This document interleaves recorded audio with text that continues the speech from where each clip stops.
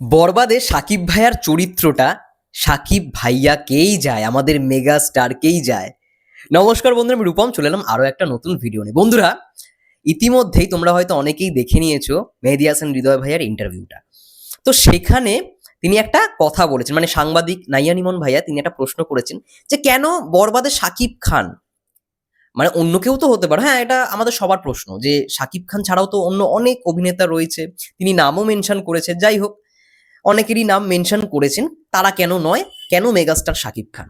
তখন তার প্রত্যুত্তরে মেহেদী হাসান হৃদয় ভাইয়া বলেন যে মেগাস্টারকে নিয়ে ছবি বানানোর স্বপ্ন অনেকেরই, সবাই চায় মেগাস্টারকে নিয়ে ছবি বানাতে। এবং বরবাদ ছবির যা স্ক্রিপ্ট, যা গল্প, এবং সেখানে যেই চরিত্রটা সাকিব ভাইয়ার, সেটা একেবারে প্রথম থেকে সাকিব ভাইয়াকেই যায়। তার মাথায় এসছিল সাকিব ভাইয়ারই নাম, তিনি কল্পনাই করে নিয়েছিলেন সাকিব ভাইয়া, আর অন্য কাউকে নিয়ে ভাবেইনি। তাই অন্য মানে কারোর কাছে কোনো অফারও করেননি, কিছু করেনওনি, মানে অন্য কারোর নাম মাথায় আসেনি। প্রথম ভাবনা মেগাস্টার সাকিব ভাইয়া। তো এটা শুনে সত্যি কথা বলছি খুব ভালো লাগলো যে মেগাস্টারকে ভেবে এরকম একটা গল্প, দারুণ বিষয়। এবং তার সঙ্গে সঙ্গে নাহিয়া ইমন ভাইয়া একটা প্রশ্ন করে তাকে যে শুটিংয়ের সময় সাকিব ভাইয়া কি কোনো রকমভাবে চাপ দিয়েছিল তাকে?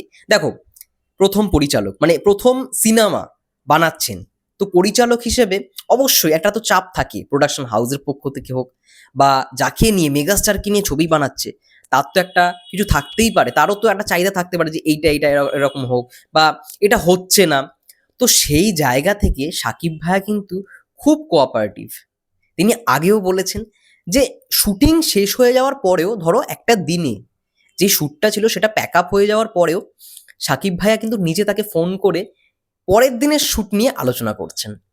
এবং তার কিন্তু কোনো রকম কোনো ট্যান্ট্রামই নেই যে আমার এটা লাগবে, আমার ওটা লাগবে, এবং কোনো রকম চাপ ফিল করেনি, না প্রোডাকশন হাউস থেকে হোক বা সাকিব ভাইয়ার কাছ থেকেই হোক না কেন। এবং সাকিব ভাইয়া এমনই একজন মানুষ, তিনি বুঝতেই দেন না যে, মানে তার আশেপাশে যারা থাকে তিনি বুঝতেই যায়, মানে দেয় না যে তিনি মেগাস্টার।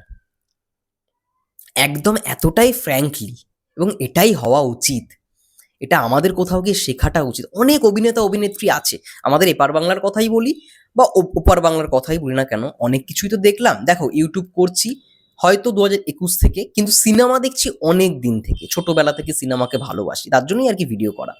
তো সেই জায়গা থেকে অনেক অভিনেতা অভিনেত্রী আছে যারা না একটা পর্যায়ে যাওয়ার পরই নিজেকে এমন ভাবতে শুরু করে দেয়, তাদের ম্যানেজারের সঙ্গে হোক, মানে তারা কথা বলবে না, ম্যানেজারকে দিয়ে কথা বলতে হবে, হ্যাঁ সেটা ঠিক আছে, সেই পর্যন্ত ঠিক আছে।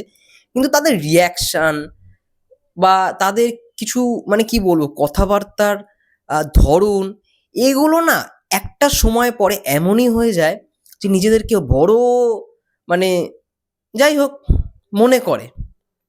সেই জায়গায় আজকে আমি যদি মানে বলিউড ইন্ডাস্ট্রির কথা বলি, অনেক এরকম রয়েছে, কিন্তু এসআরকে, তার কাছে যারা থাকে বা তার যারা সঙ্গী বা যাকে মানে যারা আর কি তার সঙ্গে কাজ করেছে, মানে তারা পর্যন্ত বলেছে যে এসআরকে সবাই হতে পারে না।